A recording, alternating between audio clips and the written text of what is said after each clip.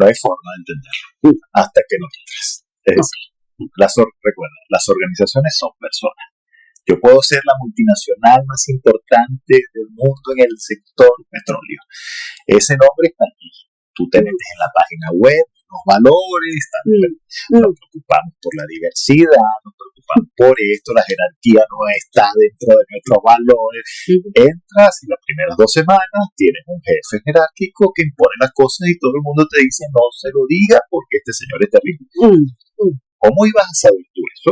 Okay. O sea, que en una entrevista, pues que tú logres detectar, tendrías que hacer un proceso de espionaje organizacional. O sea, es imposible. Tú te das cuenta de eso, te das cuenta con las personas que entran a trabajar, ¿ok? Una vez que entras, por eso tú decías algo importantísimo. Esto es un proceso de tú a tú. Sí, cuando tú te estás entrevistando, tú también estás entrevistando a la empresa. Tú también tienes que preguntar, háblame de mi jefe. Cuéntame un poco qué decisiones difíciles se han tomado con este equipo en el que yo voy a estar. ¿Qué los define? ¿Qué tienen como fortaleza? ¿Cuáles fueron los últimos trabajos internos que hicieron para... O sea, todo eso yo lo quiero saber. Un profesor que tenía yo que era de un humor negro extraordinario. Recuerdo que la primera vez que nos recibe en la escuela de psicología nos dice, bueno, a partir de ahora, bienvenidos, ustedes van a ser unos inodoros, ¿no? Unas posetas, decíamos en nuestro país, Venezuela. Y todos, por supuesto, empezando primeras semanas de clase, uno decía, ¿pero qué es esto, no? Y él decía, sí, a ustedes nadie les va a venir a decir cosas buenas, le van a soltar toda la miseria del ser humano, va a caer en ustedes. Y tenía razón porque es cierto, ¿no? O sea, la gente va a desahogarse todo, absolutamente todo lo que tiene. Bienvenidos a En Contraste, el podcast donde exploramos las historias que nos definen, el crecimiento que nos transforma y la conexión que nos une. Aquí, cada experiencia es un puente hacia el entendimiento y cada paso nos lleva a una mejor conciencia.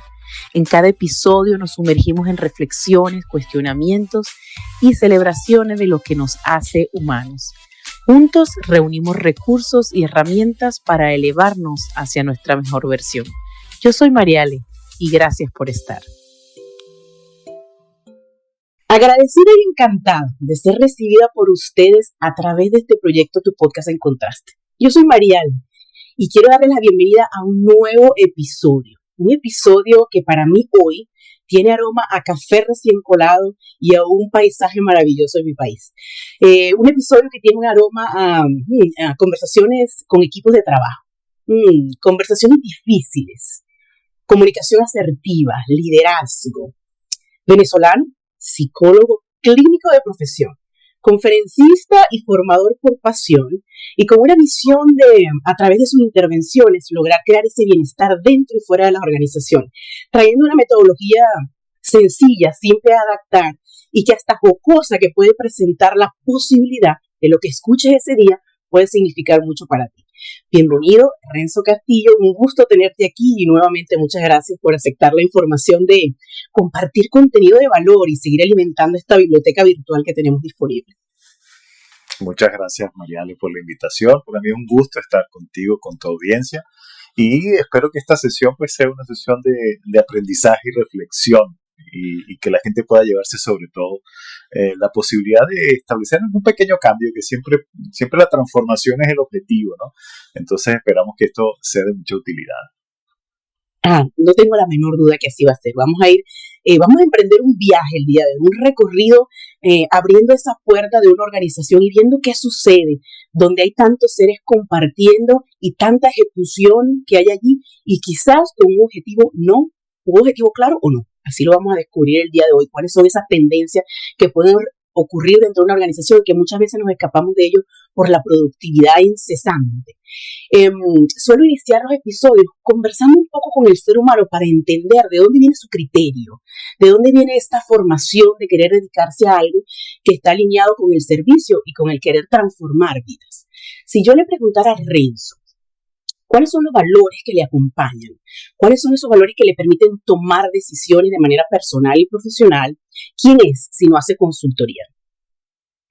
Bueno, fíjate, yo te diría que en principio yo tengo un valor que diría yo es central, que tiene que ver, más allá de los valores personales, que tiene que ver con un valor asociado a la necesidad de aprendizaje, ¿no? Tanto de adquisición de aprendizaje como de transmisión de conocimiento, ¿no? O sea, para mí es un elemento medular, una brújula que me guía, pues, la necesidad de estar continuamente recibiendo información para cambiar incluso la forma en la que veo las cosas, pero me dedico básicamente a transmitir el conocimiento, a que la gente, pues, esto que yo puedo entender, pues yo me suelo definir como una suerte de traductor, ¿no? Un traductor que hace que ese conocimiento pues llegue a otro de diferentes maneras, porque cada quien tiene una forma distinta de aprender. Entonces, bueno, el facilitador, nunca mejor dicha esa palabra, es alguien que hace que ese conocimiento pues de manera fácil llegue al otro, ¿no? Entonces yo diría que en términos de valores, pues la necesidad de adquirir y dotar a la gente de ese conocimiento que yo tengo, pues está allí presente. Y por supuesto, cuando tú tienes eso como norte, pues definitivamente tú tienes que irte quitando un poco esa necesidad de figurar y el ego. Vas tomando conciencia, cosa que requiere tiempo, años y ganas, de que tú no eres lo más importante del conocimiento. Lo más importante es eso que tú transmites y que la persona lo recibe. O sea, que el ponente, el facilitador, esa persona que transmite el mensaje, queda en un segundo plano. Y no es importante para nada al final de una formación. Lo importante es que tú recuerdes eso que se dijo y lo pudiste adecuar a tu vida, ¿no? Eso es el elemento central. Así que yo diría que esos dos valores pues podrían ser valores importantes que hoy en día pues pudieran marcar un poco la forma en la que trabajo. Sí, vamos a conversar un poco más adelante sobre esos tips de presentación que está involucrado esto de desvirtuar un poco el ego, de saber acompañarse de él de la manera adecuada para poder ofrecer la información, y esta diferencia que hay entre decir que quiero servir o prestar un servicio. Son necesidades diferentes, y el para qué de ello es lo que marca la diferencia, según mi opinión. Antes de llegar ahí, bueno, quiero saber de Renzo, muchacho, de Renzo, ¿hay algo que te conecte a esta necesidad de estudiar la conducta humana? ¿Hay algún hecho en particular que te haya hecho pensar que estudiar la conducta humana era algo que te gustaría hacer o que te gusta hacer? Bueno, mira, yo, si me pones a echar años para atrás y echar memoria, ¿no? Pero desde que yo tengo uso de razón, yo siempre quise estudiar psicología, ¿no? Es decir, por alguna razón, no me preguntes cuál, sí tengo algunos referentes psicólogos dentro de mi historia que digo, bueno, probablemente ver a estas personas actuando me hizo pensar que quería ejercer esta profesión. Pero claro, uno siempre comienza queriendo estudiar psicología con aquel concepto de, bueno, intentar comprender al otro, comprenderte a ti mismo, ayudar a otros, etcétera. Pero luego en el camino de esa psicología, pues vas encontrando un cauce, ¿no? Un cauce que es donde te sientes más cómodo. Yo, por ejemplo, me gradué como psicólogo clínico con el afán fundamental de ejercer la clínica, de ver pacientes todos los días. Pero la tarea del psicólogo clínico es una tarea realmente extraordinaria desde el punto de vista del desgaste emocional que eso requiere, ¿no? Y después de 3 años más o menos ejerciendo la clínica, un día me llamó una empresa para dictar una charla sobre un tema, si mal no recuerdo, creo que fue estrés, dictar una charla sobre estrés. Y en esa conferencia, que finalmente era una conferencia para un grupo de personas de una organización, pues yo noté un vínculo importante con la audiencia. Y ese vínculo me hizo sentir muy bien, y a partir de ese momento pues fui seducido por el lado oscuro de las empresas y abandoné finalmente el mundo, abandoné entre comillas, pues el mundo de la consulta uno a uno. Y decidí entonces a partir de ese momento empezar a estudiar y a formarme en el campo organizacional, ¿no? Y allí, después de unos 3 años de clínica, pues yo empiezo a entrar en el campo organizacional, primero desde el conocimiento, desde una maestría, etcétera, y luego desde la consultoría formalmente, ¿no? Porque yo empecé al revés de cómo debería empezar uno. Yo empecé siendo consultor, o mejor dicho, nombrado como consultor, cuando no tenía ningún tipo de conocimiento, solamente el conocimiento que me da la carrera de psicología, pero no tenía la experiencia, ¿no? Y el campo organizacional es un campo que requiere necesariamente experiencia. Así que mis primeros 5 años prácticamente fueron años de adquirir conocimiento y años en los que siento que las personas con las que interactué pues probablemente no se llevaron mucho de lo que yo tenía, porque en realidad yo estaba en proceso de formación. Pero ya luego entonces empiezo a darle contexto a ese entorno organizacional, porque las empresas tienen algo muy importante y es que se viven desde adentro, ¿no? Es decir, es muy fácil criticar a una organización desde afuera y decir por qué no hicieron esto y por qué no tomaron tal decisión, por qué dejaron ir a este talento, etcétera. Pero el problema es verlo desde adentro, el problema es la perspectiva que tienes dentro y conocer todo lo que está dentro de la organización para entender la toma de decisiones, ¿no? Entonces, ese proceso de perspectiva, pues, organizacional solo lo tienes en la medida en que tomas distancia y tomas algo de tiempo, ¿no? Temo decir que entonces el conocimiento de la consultoría era, el tema organizacional era totalmente nulo, porque salíamos de psicología después a clínicas uno a uno, o sea que el tema organizacional, ese contexto, lo que involucra, no era parte de tu conocimiento. Sin embargo, tenía algo en común, que es que está formado por personas, por seres humanos, de lo cual tú tenías mucho conocimiento. O sea, podías estudiar conductas, a lo que había que ponerla en perspectiva, dónde está ubicada esa conducta y por qué reacciona o funciona o actúa de esa manera, ¿no? Es lo que puedo entender. El psicólogo, te lo pregunté, la psicología, porque la mayoría de personas que he conversado psicólogos me dicen, yo le pregunto, ¿por qué fuiste psicólogo? Y me dice, porque tenía mucho potencial como paciente. Es la respuesta que me suele dar. Porque tenía mucho potencial como paciente y pasé por tantas circunstancias que me dio la curiosidad. Y de hecho, tengo un amigo que empezó a estudiar psicología después de los 30 años. Me dio tanta curiosidad lo que yo había pasado y quería saber que si otras personas lo habían hecho y cómo podía yo ayudar. Y pensé que la psicología era un ambiente para eso. Y considerando lo que tú dices, yo digo, bueno, pero estamos hablando de hace algunos años atrás. Tú tenías claro qué significaba ser psicólogo, decirme, desde que tengo uso de razón. ¿Sabías el término psicólogo o te abrazabas de la conducta humana? Sí, fíjate, la respuesta es no tenía ni idea. Es decir, uno comienza ese proceso y yo creo que en líneas generales ocurre más o menos así. O sea, tú tienes idea, por ejemplo, del ejercicio de un médico porque has ido al médico, lo ves actuando, etcétera, y tú dices, bueno, yo creo que yo podría hacer esto, ¿verdad?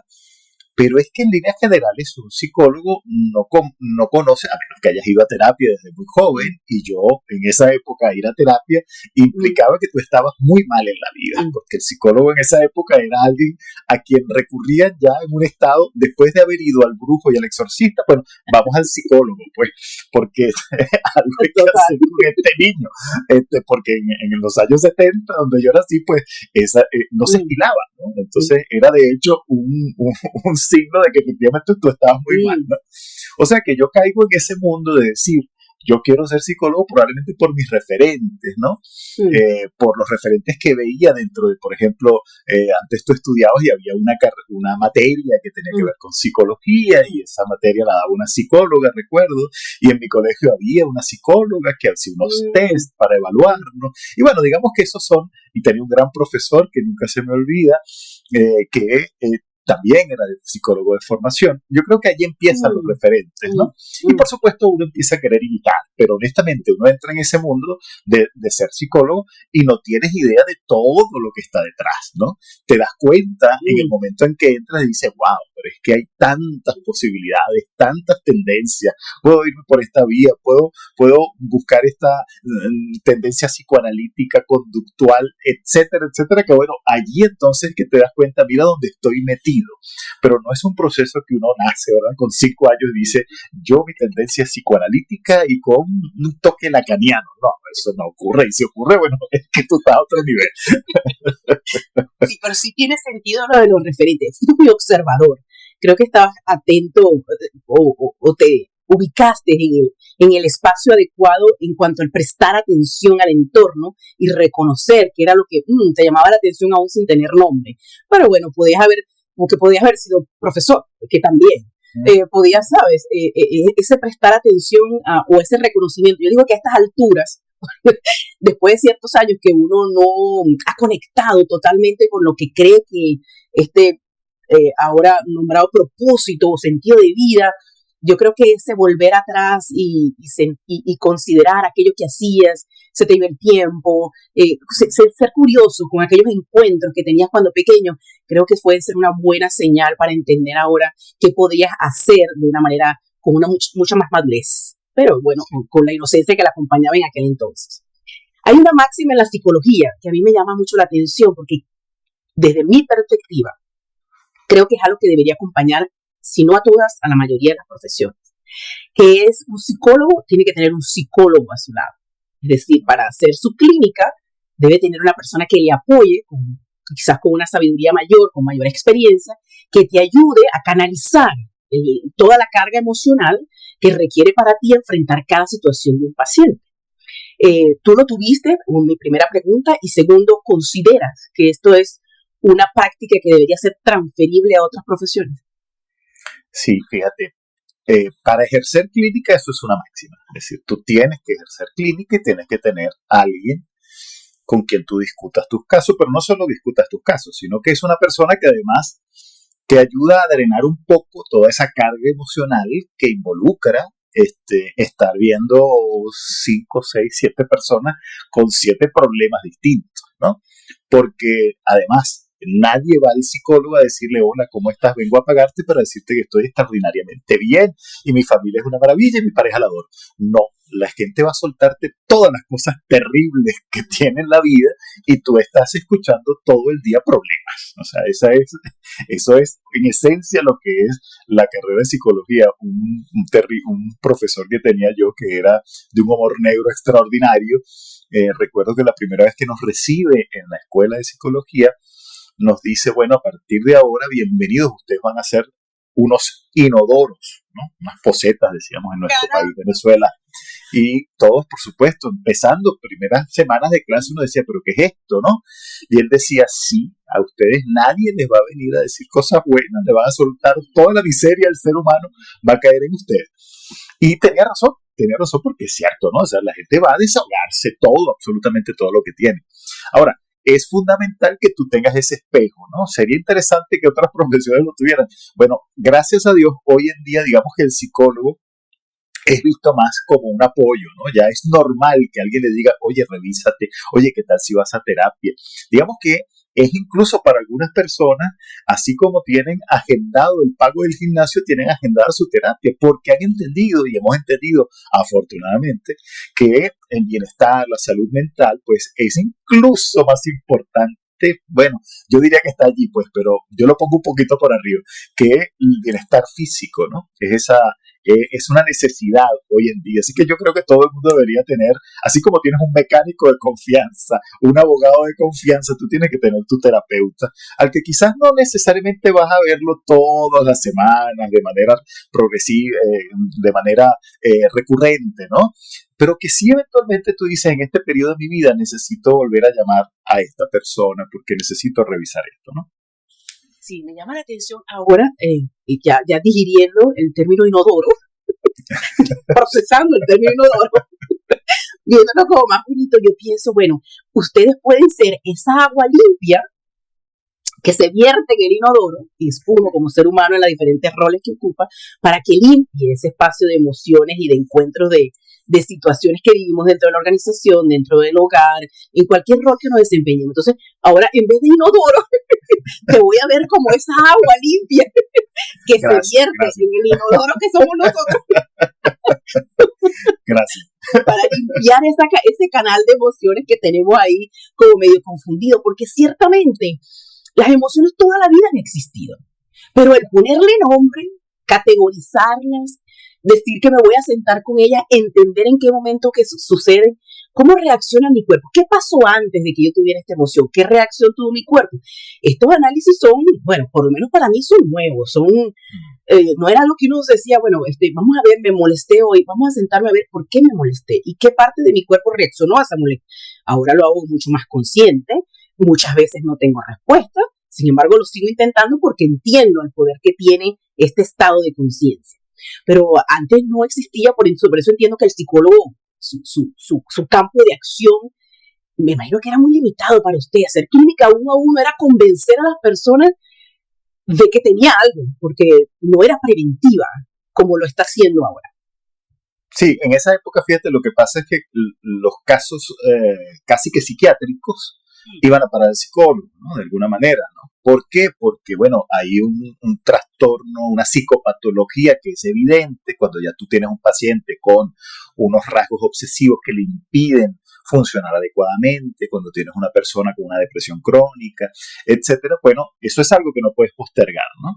Pero digamos que esos son casos que a veces son, que son muy fáciles de identificar, incluso para la propia persona. Es decir, yo estoy mal. ¿Por qué? Porque yo siento unos ataques de pánico que me inhiben mi vida y que me hacen dejar de ir a sitios donde yo quisiera estar, ¿ok? Entonces, claro, ahí recurres a un terapeuta, llámese psicólogo, psiquiatra, como lo quieras ver. Pero en esa época, digamos que era el grueso de los pacientes que veíamos. Pero esa persona que dice, oye, pero es que yo no sé, hay algo con esta pareja que todavía no entiendo y hay un vínculo que no logro identificar y quiero saber cómo es ese proceso de autodescubrimiento, ¿ok? De autoconocimiento. En esa época era muy poco frecuente, ¿no? Hoy en día sí, afortunadamente. Es decir, hoy en día tú puedes tener tranquilamente una persona que dice, quiero ir a terapia porque yo necesito saber más por qué es que yo tengo esta forma de reaccionar tan particular ante este tipo de problemas. Y eso es un paso enorme que hemos dado en materia de avance tanto de bienestar como de terapia. Sí, enamorarse de ese proceso de entender que las cosas pueden ser diferentes. Creo que ahora normalizamos menos, cuestionamos más. Por eso se crea esa amplitud de poder buscar recursos, cualquiera que sea, porque uno intenta mucho, uno nunca sabe exactamente a dónde tiene que ir, porque es nuevo en tratar de conocer qué es lo que está pasando. Entonces uno empieza a intentar coach, psicólogo, psiquiatra, uno hasta que, bueno, consigue y yo no diría la profesión adecuada, sino la persona adecuada que se pueda en ese momento amoldar o amalgamar a la etapa en la que estás viviendo, ¿no? Otra cosa que me llamaba la atención de la psicología en el ámbito preventivo, sé que tienes mucho tiempo sin ejercer la clínica uno a uno, sin embargo, creo que dentro de las organizaciones tú haces una prevención con la psicología, ¿no? En cuanto al manejo de emociones. Si hablamos de prevención, ustedes tienen la posibilidad de describir ciclos emocionales, es decir, si yo voy a psicólogo de manera preventiva, puedo identificar ciclos en mi vida que me puedan dar razón de que existe una tensión psicológica, o puedo reconocer un proceso que es normal, porque dentro de la psicología pueden permitirme identificarlo y saber cómo prevenir que se vuelva una parte de enfermedad o alguna cosa. Sí, claro, perfectamente. Es decir, tú puedes identificar esos patrones recurrentes, sobre todo, que es donde en líneas generales el psicólogo pone la lupa, ¿no? Es decir, ¿por qué te vuelves a comportar de la misma manera, ¿no? ¿Por qué vuelves otra vez con ese tipo de parejas? ¿Por qué vuelve esta persona con otro rostro, pero termina siendo el mismo personaje a aparecer en tu vida? Entonces, claro, la persona empieza a tener el olfato de, bueno, no es el otro, soy yo, que ya eso es un paso extraordinario, ¿no? Que a veces cuesta mucho, cuesta mucho. Pero empiezas a darte cuenta de esos patrones y si te permite, cuidado que no siempre es tan fácil, tan sencillo darse cuenta, etcétera. De hecho, lo más complejo es darse cuenta, ¿no? Pero sí te permite decir, bueno, ya he aprendido a conocer esto, ¿verdad? Ya le tengo un nombre. Ahora ya puedo entonces racionalizar esto que antes era una respuesta emocional directa, ¿no? El gran logro de Harry Potter era que él llamaba a Voldemort por su nombre, ¿no? Nadie llamaba a Voldemort por su nombre. Voldemort era el innombrable, ¿no? Generaba tanta angustia y tanto miedo que nadie quería decirle el nombre. Pero Harry no, porque Harry no le tenía miedo. Entonces, bueno, esa metáfora es interesante porque es la metáfora de, en la medida en que yo conozco eso con lo que me voy a enfrentar, ya empiezo yo a ganar. O sea, ya lo tengo en cierta medida dominado. ¿Por qué? Porque ya yo te tengo identificado. El gran problema, el gran miedo y el gran reto que tienes tú en terapia es, sigo comportándome de una forma y no sé por qué. Es más, no quiero saberlo porque en el fondo sé que va a tocar algo muy doloroso para mí, ¿no? Sí.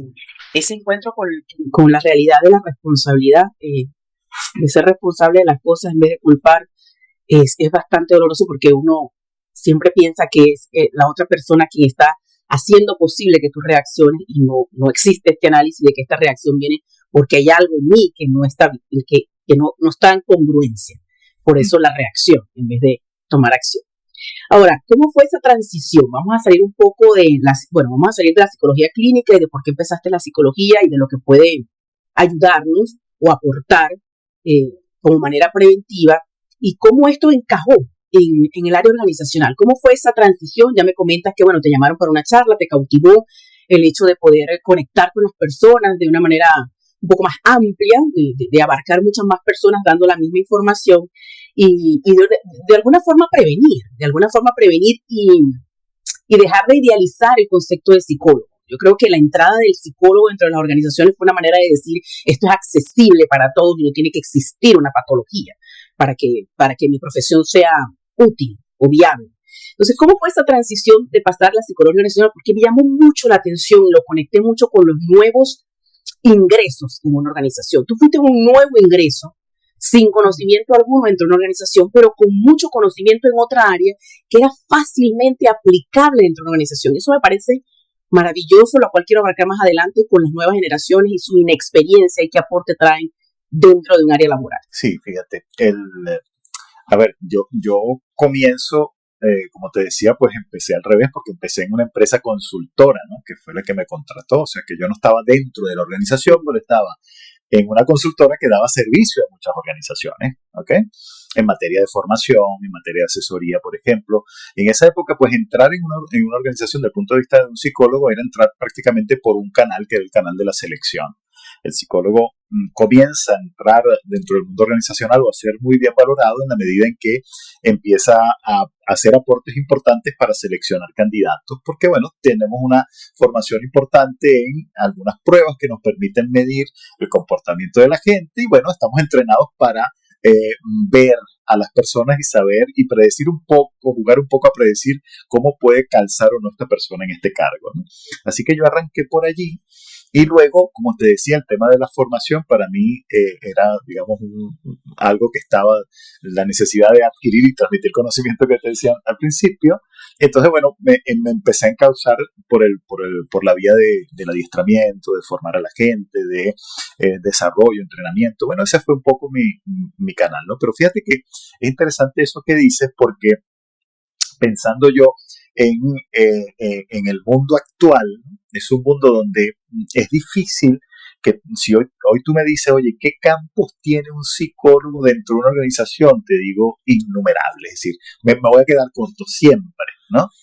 Y probablemente pase igual con muchas otras profesiones. Hay unas donde, es más claro, ¿no? Que, mira, un médico va a ejercer medicina, está bien.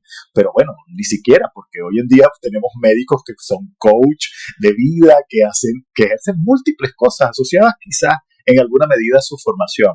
Pero el psicólogo, ha empezado a entrar dentro del mundo del marketing, ha entrado dentro, la psicología social tiene muchos años, pero ha empezado dentro de las redes sociales un poco a tratar de construir, pues, relaciones a través de las redes sociales. Es decir, el psicólogo finalmente y esa profesión termina estando en todos lados y hay una explicación para eso.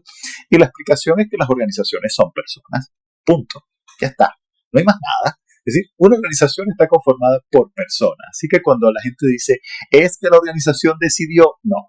Alguien decidió dentro de la organización que esto iba a ocurrir. Que se puso de acuerdo con otros, sí, está bien.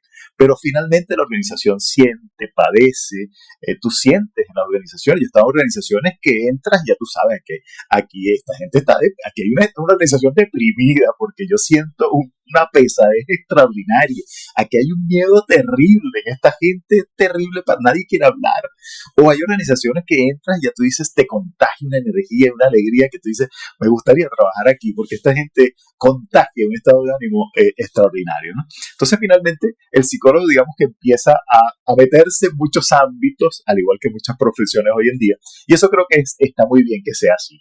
Es decir, que tengamos la posibilidad de actuar y de sacarle provecho no solo a esa formación inicial que tenemos, sino a los diferentes talentos y fortalezas que está dentro de la persona, porque a final de cuentas pues tenemos digamos un pool de talentos, fortalezas internas que no están asociados necesariamente a lo que tú estudiaste. Eso digamos que te nutre en materia de conocimiento, pero tú tranquilamente puedes ejercer alguna función que está más asociada a eso que viene, digamos, incluso a veces de fábrica en tu ADN, digamos así, de formación. Ahora que comentas que el psicólogo o la psicología puede involucrarse en innumerables procesos dentro de una organización, su intervención puede nutrir muchas áreas. Sin embargo, si te preguntase, según tu experiencia, ¿cuál es esa área que posiblemente tú atacando pueda tener un impacto 80-20? Que puede ser que lo que hagas allí pueda ser un efecto dominó en el resto de las áreas de la organización. Bueno, mira, yo creo que el proceso de selección, la labor que hace un psicólogo en materia de selección, es fundamental. De hecho, el proceso de selección, que es la entrada a una organización, es un proceso fundamental, clave dentro de las organizaciones. Muchos líderes, de hecho, han entendido esto. Entonces, eso que antes se decía, esto corresponde al Departamento de Recursos Humanos, ya hoy en día entendemos que no es así, ¿no? Que Recursos Humanos es alguien que simplemente hace que ese proceso suceda, pero que el líder tiene que estar involucrado, porque cuando tú seleccionas a alguien a tu empresa, tú estás incorporando a alguien que va a ser el que va a ejecutar una forma y que va a ejercer una cultura y que va a formar parte de, o está seleccionando a alguien, hoy en día decimos tóxico, pero bueno, yo tengo ciertas reservas con esa palabra, pero digámoslo para que se entienda, una persona tóxica que va a contaminar todo lo que has hecho y lo que has trabajado con tu equipo. Entonces, ese proceso es un proceso crucial. Yo diría que hoy en día el psicólogo, dentro del proceso de selección, y las organizaciones deberían ponerle al proceso de selección, digamos, una lupa muy grande, sobre todo aquellas que no necesariamente se detienen dentro de ese proceso y hacen solo una entrevista, y peor aún, pues hacen un descarte, tú sabes, por LinkedIn, de cuáles son los candidatos y ya está.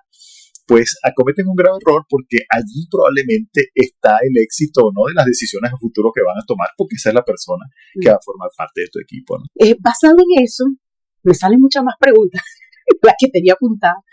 Basado en eso, quiero colocarme del otro lado. Yo antes de empezar a grabar te dije, yo he estado mucho tiempo del otro lado del charco, del otro lado. Yo he sido el talento humano que trata de entender cómo funciona la organización en función de vivir su propósito, para qué vino, para qué se formó, qué es lo que está buscando, y que las personas que ejecutamos tengamos conocimiento de eso para poder alinearnos.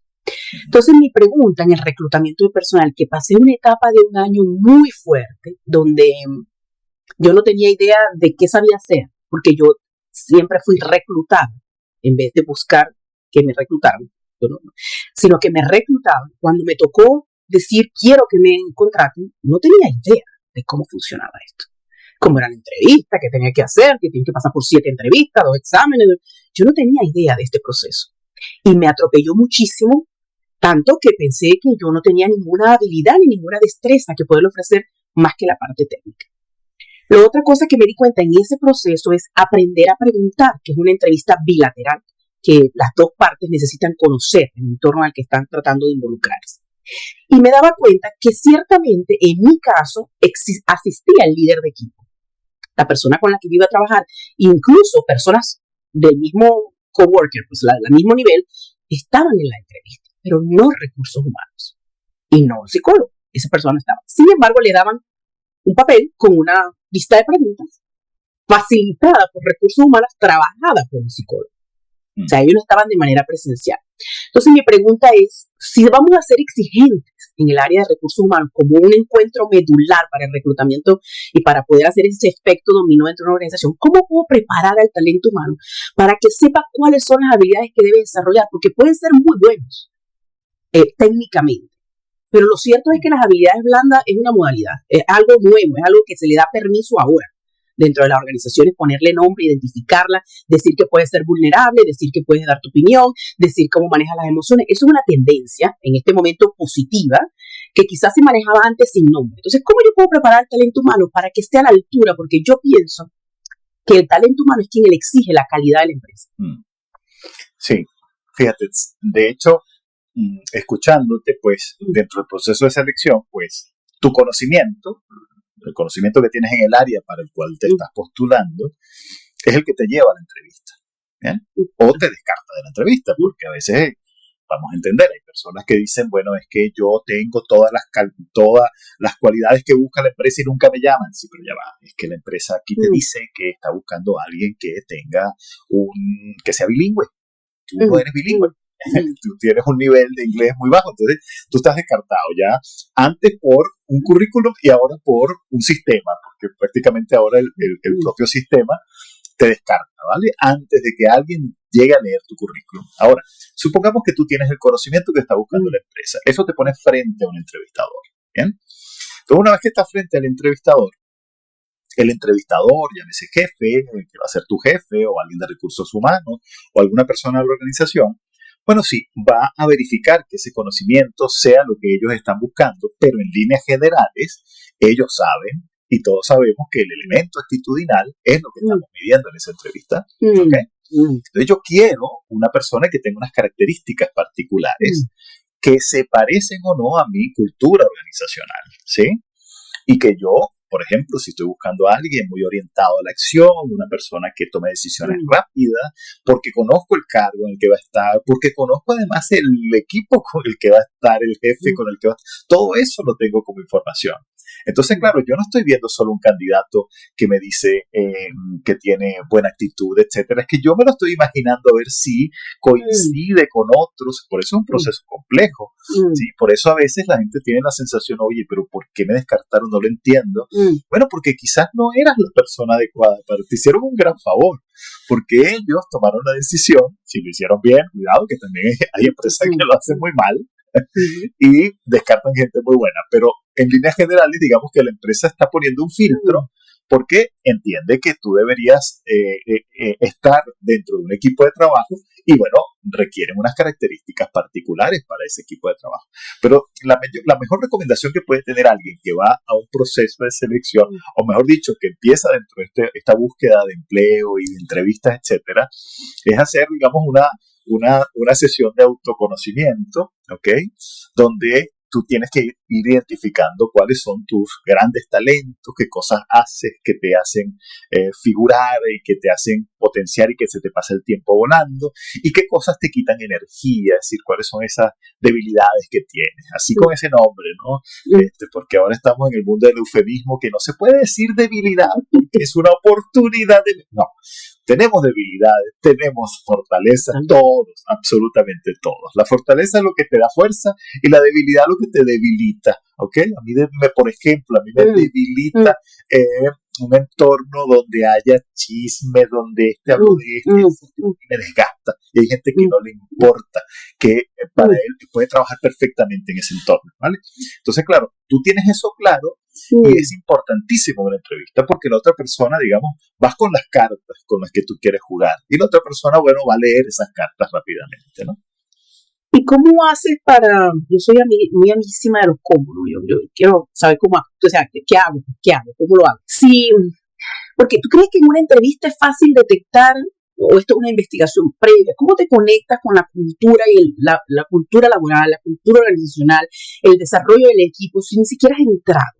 Si ni siquiera porque tú dices, bueno, yo conecto con el propósito de esta empresa. Me gustaría formar parte porque lo que esta empresa quiere ofrecerle a la comunidad se alinea totalmente con mis valores. O sea, yo quiero.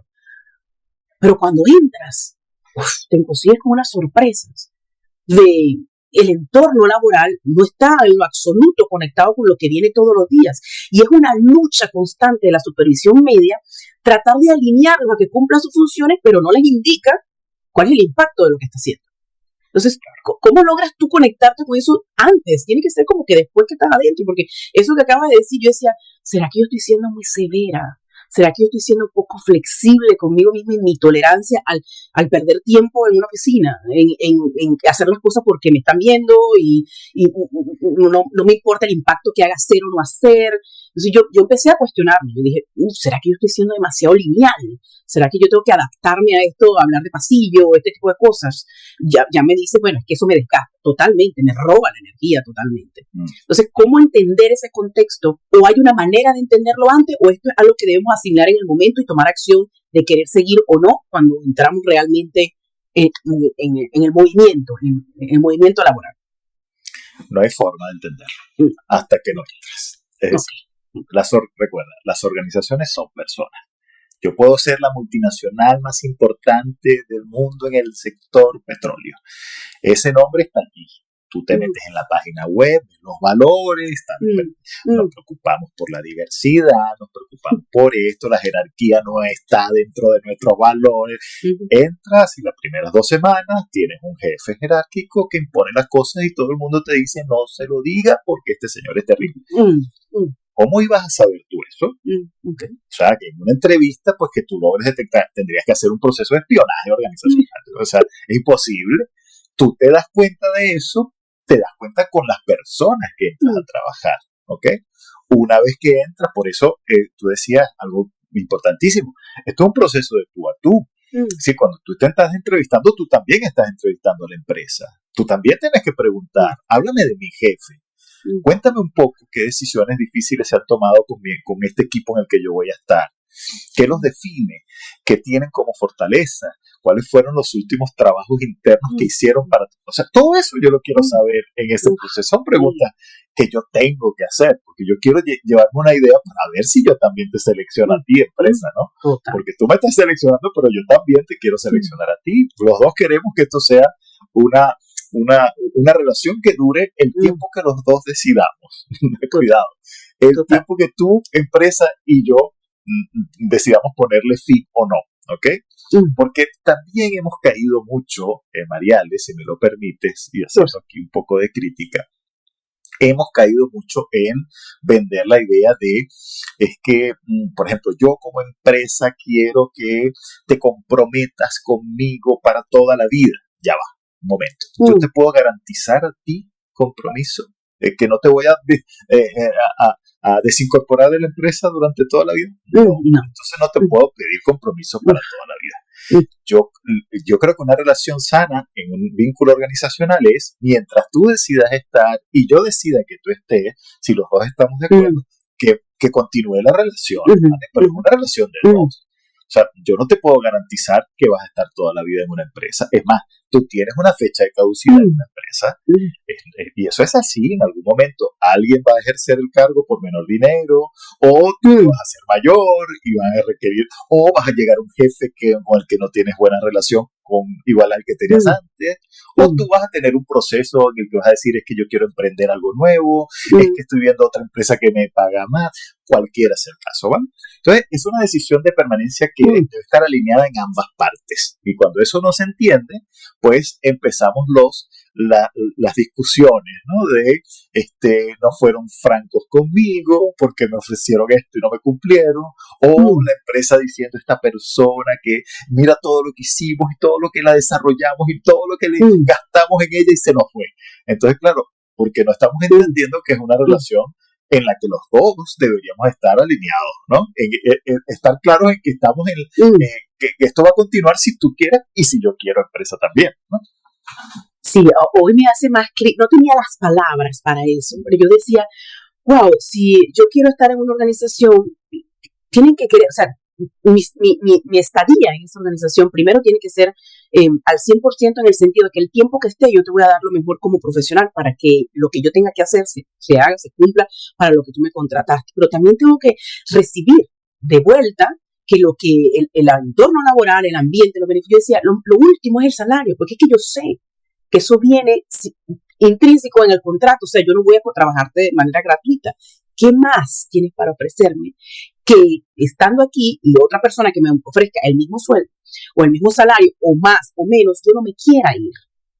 Si realmente reconoces el valor que estoy otorgando en la organización y no soy un número más. Basado en eso, me gustaría preguntarte, porque creo que eso tiene mucho que ver con el liderazgo, con lo que actualmente manejamos como liderazgo. Esa posición de reconocimiento, de entender el entorno, de entender las personas con las que trabajo y cómo puedo sacar de ellos lo mejor para que al fin y al cabo se den los objetivos que estamos buscando. Entonces, entendiéndolo desde ese punto de vista, regálame tu concepto de liderazgo o de una persona líder en una organización y luego conversamos de cómo esto puede favorecer aplicando liderazgos situacionales sin caer en el entorno subjetivo de las supervisiones donde creen que es una competencia en vez de ser una situación. Sí, a mí me gusta mucho un concepto de liderazgo sencillo que plantea John Maxwell, que es un autor que yo reviso con frecuencia, y lo reviso por dos razones. Uno, porque es un teórico, y otro, porque es alguien que ejerce el liderazgo. Es decir, eventualmente los grandes autores pues son personas que no han estado dentro de la organización, pero este señor pues también ha tenido esa lectura. Y Maxwell dice: el liderazgo es influencia, ni más ni menos, punto. Es influir. ¿Por qué? Porque tiene que ver con otro, ¿sabes? Entonces el liderazgo es lograr que otro haga las cosas, bueno, de la mejor manera posible, ¿ven? Y con cierto nivel de satisfacción. Pero eso es influencia, ¿ven? Es lograr que la persona, pues, el líder finalmente logra que alguien haga algo, incluso no estando tan de acuerdo con eso que está haciendo. Porque yo tengo que a veces convencer a la gente de hacer cosas como líder que la gente dice: pero es que no la veo, pero bueno, tienes que creer en mí, en que esto es lo que hay que hacer. Entonces, fíjense, tienes que tener un acto de influencia extraordinario para que alguien diga: voy a dejar de lado lo que yo pienso, porque si este señor me dice que haga esto es por algo, ¿no?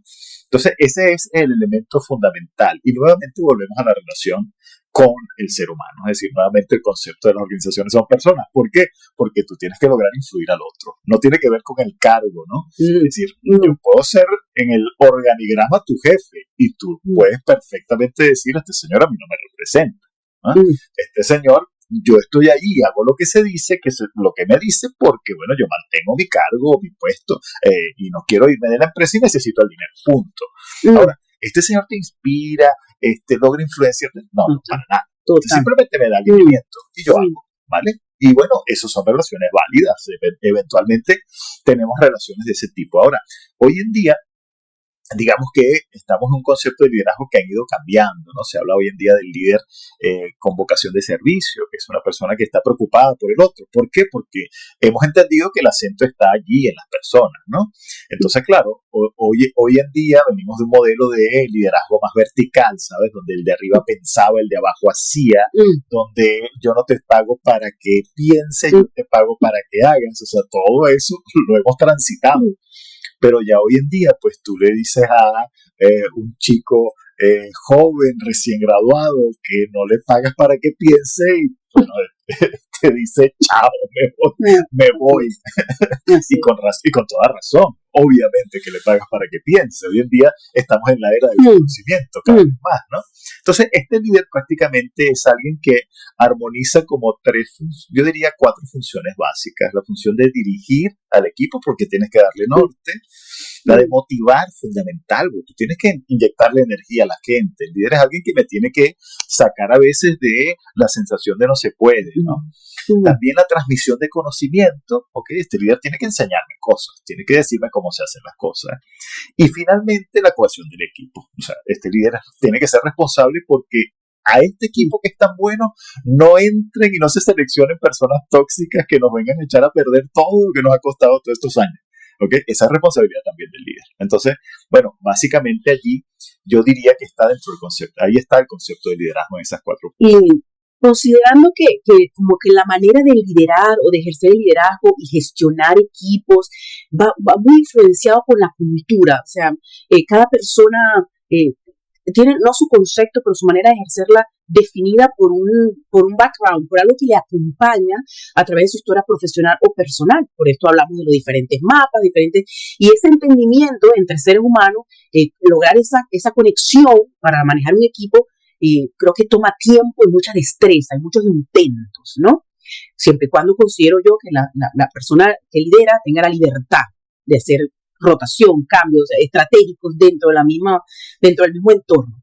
¿Cómo se prepara un líder para gestionar multiculturas? Que ahorita está con la migración está muy en tendencia. Es algo que se ve con mucha facilidad ya conseguir personas de diferentes nacionalidades y diferentes culturas dentro de un mismo equipo o una misma organización. ¿Cómo puede un líder prepararse para esta diversidad? Fíjate. Y también hablamos de la multigeneración, si quieres. Sí, hoy en día yo estoy convencido que una de las herramientas fundamentales que tiene que tener, no solo el líder, yo diría que todo el mundo, porque es que te relacionas con 1000 personas por diferentes canales que tenemos hoy en día, ¿no? Ves videos de personas de N cantidad de países donde su forma de ver las cosas le está marcado precisamente por su cultura, su forma de hacer, etcétera.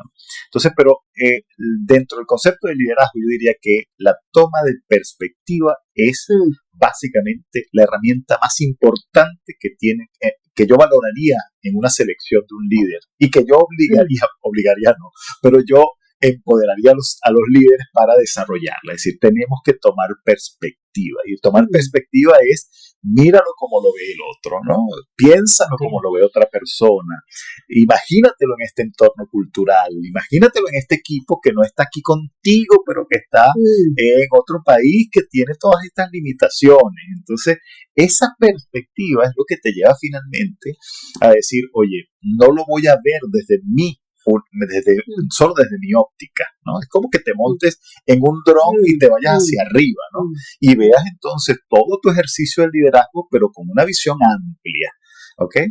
Ese probablemente sea la tarea más difícil, pero la más importante que deba tener un líder hoy en día para incorporar todo el concepto multicultural, las formas de hacer las cosas, de decir las cosas, ¿no? Al principio hablamos de las conversaciones.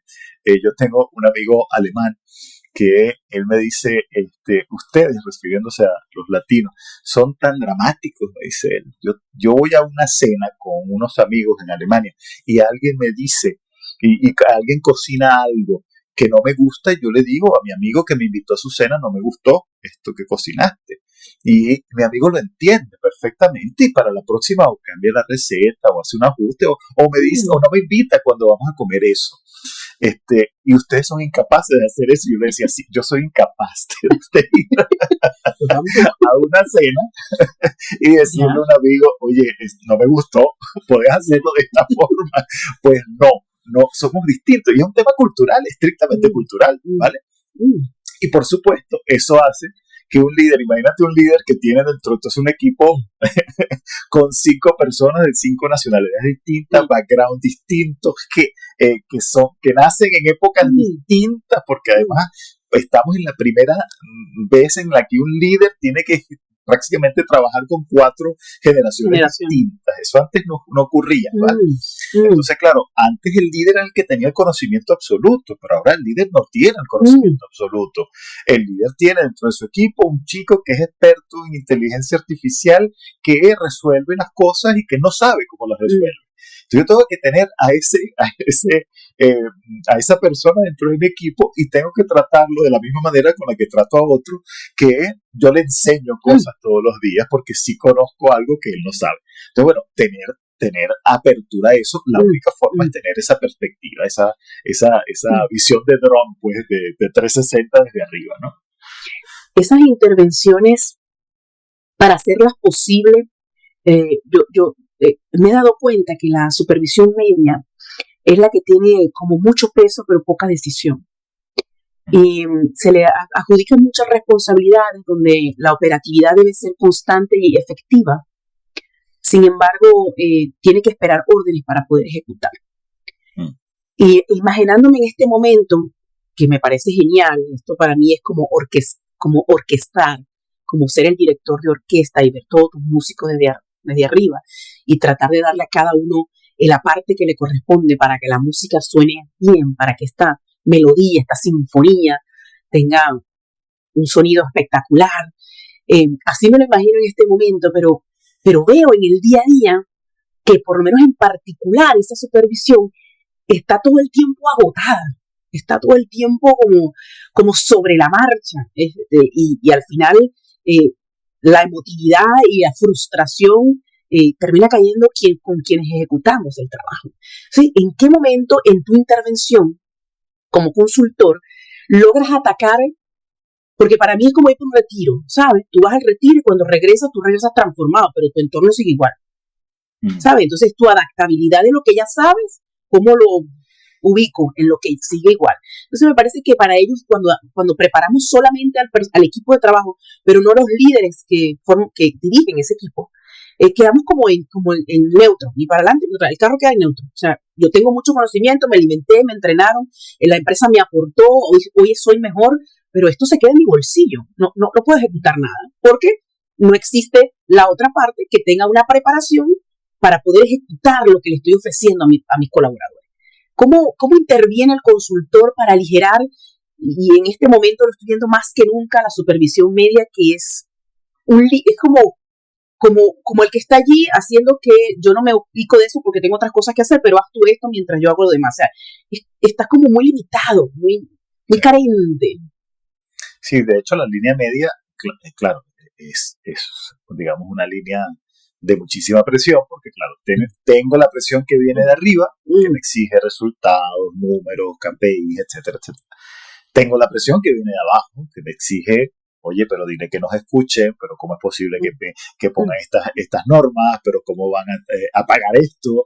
Es decir, yo tengo que estar en ese sándwich, ¿no? En el punto medio, tratando de que esta inquietud no necesariamente llegue arriba y tratando de que esta presión tampoco llegue abajo. Entonces es una línea media, digamos que es un rol muy complejo, ¿no?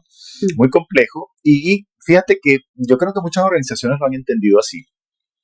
Y tú hablabas del proceso de formación, de cuándo tiene éxito una intervención de un consultor. Tiene éxito cuando esa intervención es una intervención que, digamos, atraviesa culturalmente a la empresa. Culturalmente desde la parte del lápiz estratégico hasta la última persona, ¿ok?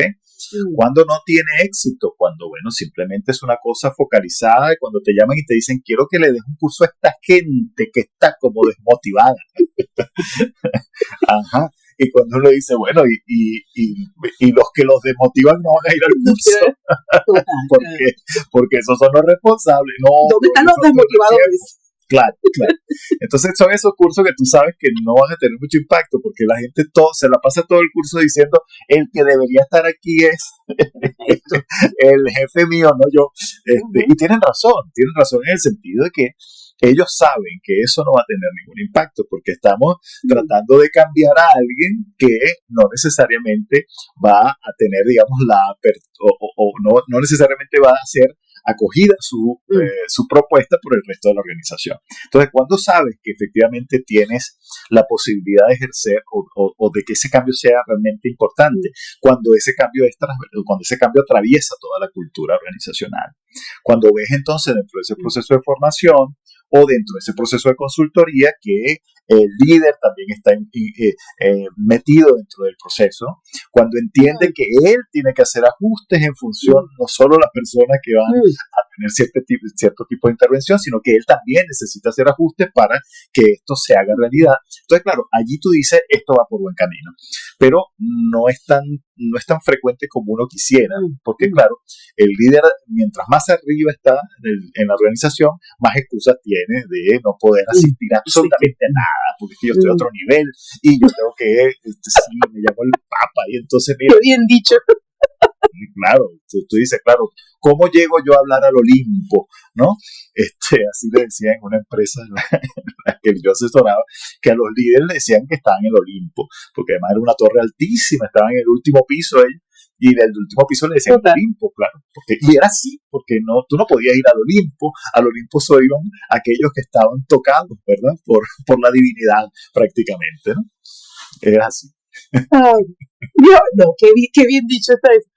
¿Qué abordaje luego de que hablamos de la multicultura en las organizaciones o en los equipos de trabajo, qué abordaje crees que podemos hacer con las nuevas generaciones, considerando, por eso te digo que estamos en una etapa bien bonita, generacionalmente hablando, los que estamos en estos 70, en los años 70, donde hemos vivido la disciplina, la estructura, la ética, la lealtad, pero también estamos ahora amoldándonos a la virtualidad, a la flexibilidad, a que las personas es normal que vayan sin tacones altos y sin traje para el trabajo y sin corbata.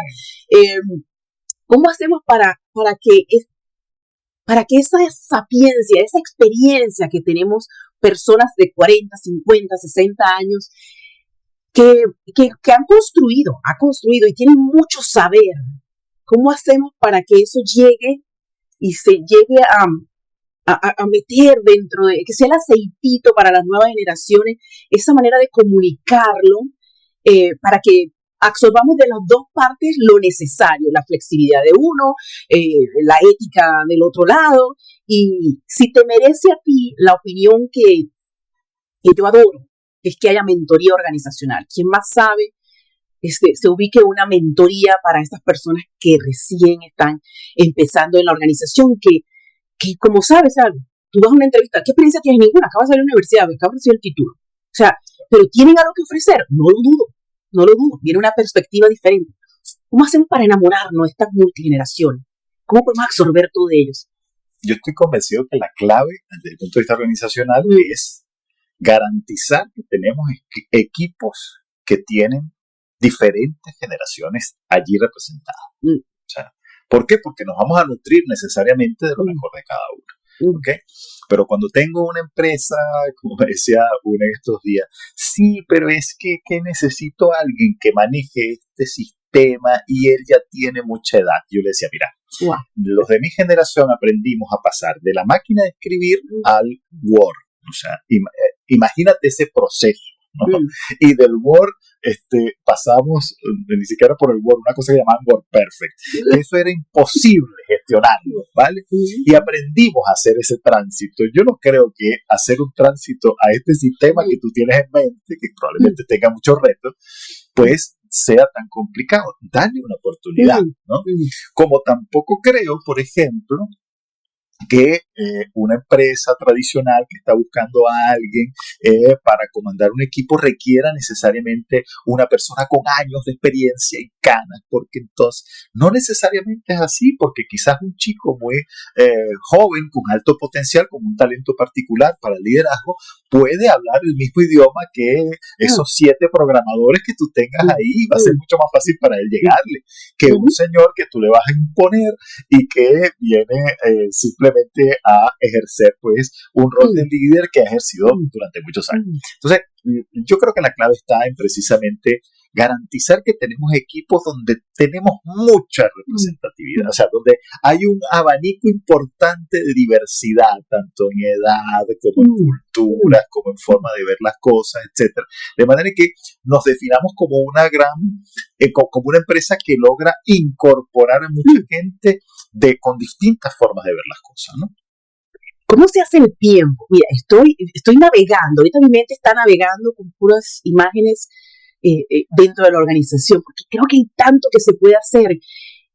Creo que tiene que haber mucha disposición, tienes que creer que lo necesitas, tienes que creer como organización, incluyendo que estamos hablando de personas que los que hacen la toma de decisiones, que todo esto que se está planteando el día de hoy es para mejorar, aunque tú consideres, porque he escuchado que dice, es que siento que la empresa se paraliza mientras se hace esta ejecución, mientras se hace esta transformación, mientras trae esta innovación. Incluso cuando va a cambiar el sistema es como que se cayera el mundo, como que no integran que este pedazo que está dejando de actuar es porque va a impactar positivamente más adelante. Quizás sean 2, 3 días de paralización, pero es que esto te va a ti a facilitar, no sé, 10 días, 15 días de mejora efectiva. O sea, es ese romper ahí, ese romper de que ese momento estático no necesariamente significa inerte. Me parece bien bonito, y ahorita considerando lo que estás diciendo, yo me estoy imaginando ya en un salón de una empresa dando clases de multigeneraciones y no necesariamente diciéndote lo que significa. Háblame, tu generación de los 70, háblame, tu generación, ¿qué es lo que esperas? ¿Qué es lo que buscas? ¿Cómo crees que esto funciona? Me parece que generaría una dinámica. Claro, el entorno tiene que estar como presto a la apertura, que hablar no sea castigado, ¿sabes? Más adelante. Pero me parece tan bonito, me parece tan viable, tan posible, y los resultados deben ser maravillosos, porque no hay nada más incómodo que trabajar en un espacio donde tú no puedas ni ser, ni hacer, ni hablar, ni opinar, simplemente ejecutar y rogar que sea la hora para irte, ¿sabes? ¿De quién tú crees quién tú crees dentro de una organización que pueda aportar esta, vamos a llamarlo, vulnerabilidad organizacional? Bueno, yo estoy convencido que eso tiene que venir desde el liderazgo, ¿no? Es decir, el líder tiene que ser el ejemplo de esto, ¿no? Porque hay empresas que exigen o que declaran, mejor dicho, dentro de su página web que los valores son la inclusión, la diversidad, etcétera, etcétera. Pero cuando tú estás dentro de la organización dices, pues toda esta gente se parece. O sea, toda esta gente es exactamente igual, se comportan igual, hablan de la misma forma, tienen la misma edad, hasta desde el punto de vista físico. Tú dices, pero es que todos son igualitos, sí. ¿Ok? Porque es el viejo esquema de busca a alguien que se parezca a nosotros, ¿no? Y hoy en día yo creo que el esquema es otro. Yo creo que es busca a alguien que nos pueda nutrir a nosotros. ¿Okay? Eso implica diversidad. Eso implica diversidad. O sea, necesito romper los esquemas y decir, oye, nosotros que somos más tradicionales, en este equipo vamos a empezar a incorporar a alguien que nos rompa un poco la forma de hacer las cosas. Desde el punto de vista de formación, porque quizás no necesitamos aquí necesariamente un ingeniero, pero ¿qué tal un filósofo que haya y que tenga conocimiento de estas áreas? ¿Por qué no? ¿Por qué no hacerlo? ¿Qué tal una persona que venga de otro país? ¿Qué tal o sea, cuando tú empiezas a cuestionarte un poco esto y a propiciar que dentro del propio equipo se valore esa diversidad, precisamente eso, como un valor, bueno, tú como líder estás ejerciendo algo maravilloso y es que estás empezando a sacar el mejor provecho de todas las personas, ¿no? Y esa debería venir siempre desde el liderazgo. Pero claro, cuando tú te encuentras en los comités de dirección de una organización, tú consigues gente más parecida todavía. Sí. O sea, el comité de dirección parece que es como un filtro o que los van como, tú sabes, diseñando como esos robots de piecitas de Lego, vamos a ir pegando todas estas piezas mientras crecen en la empresa hasta que llegas al comité de dirección donde ya te pareces todo igualito. Entonces, claro, allí ya tienes un problema importante porque es que estás diseñando todo y le estás diciendo a la gente, para llegar arriba hay que ser igualito a toda esta gente que está aquí. Entonces, claro, me dibujo una infinidad de escenarios en la cabeza con lo que me estás diciendo y una persona que venga con una mente abierta o con esta mentalidad transformadora o la diversidad o esta inteligencia emocional, me lo imagino como los juegos que uno jugaba de Atari, chocando uno con el sí, me lo imagino, tratando de escapar y no, por aquí no es la salida, por aquí tampoco, porque no encuentra como, wow, me encanta. Yo cada vez te dije al principio, estoy enamorada de esta falta de información que tengo.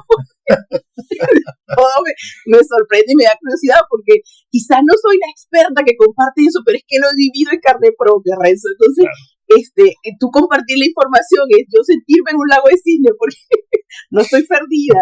Esta sensación de hay algo que hacer no me deja tranquila, la verdad. Entonces yo te agradezco muchísimo que estés conmigo el día de hoy. No hemos terminado, no te preocupes.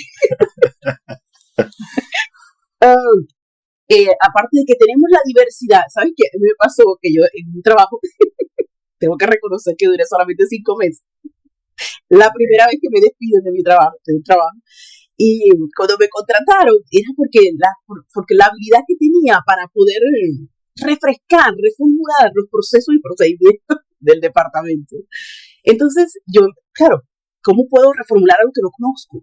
Necesito saber, dame, qué es lo que hacen, cómo lo hacen, por qué lo hacen, qué buscan, qué pensaste cuando creaste este proceso y este procedimiento, por qué es así en 10 pasos y no en 5. O sea, este análisis que a mí me encanta. Y cuando me llevan para la reunión para ver los procesos, literal, es una hoja. O sea, 5 hojas donde decía, no sé, la caja se maneja así. Entonces yo decía, ok, la caja se maneja así, pero ¿quién maneja la caja? No, la caja la maneja, pero ¿y en qué momento se hace esto? ¿Y de dónde tiene que venir la información para que esta caja tenga que abrirse? O sea, yo empecé como a cuestionar, entonces, todo esto estaba en mi mente y decía, bueno, vamos a darle espacio y vamos a escuchar la razón por la cual esto existe y luego pues yo voy a dar mi feedback. No llegué al feedback, eso. no llegué, no me dejaron, me dijeron, no, pero es que yo digo, pero si estás buscando una mirada, bueno, es que no opinaste, pues en el momento que estábamos, yo digo, no puedo opinar de algo que no sé, yo tengo que respetar esto que ya existe, y en función a eso, esta mirada fresca que tú estás pidiendo, yo te voy a dar después yo digo, mira, esto podría ser así, ¿qué te parece si lo planteas así? Esto puede ser más efectivo, esto puede ser menos comprometedor, o sea, como diferentes opciones, pero yo estaba esperando conocer el contexto primero. No llegué ahí, Renzo. No querían una visión fresca, sino una visión contaminada de la película. Sí, entonces yo decía, wow, pero hoy me siento que, bueno, ese no era el lugar adecuado, no estaban listos para el cambio, sino que era lo que requerían hacer y necesariamente no sabían para qué lo iban a hacer, o qué impacto iba a tener, o qué.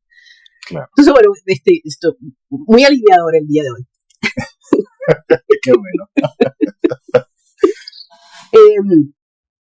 ¿Tú crees que todavía existe en grandes masas la verticalidad como autoridad dentro de una organización? O sea, yo entiendo que tienen que haber rangos y posiciones y que el organigrama y todo esto, pero ¿crees que la comunicación dentro de una organización continúa siendo en su mayoría vertical? Sí, sin duda.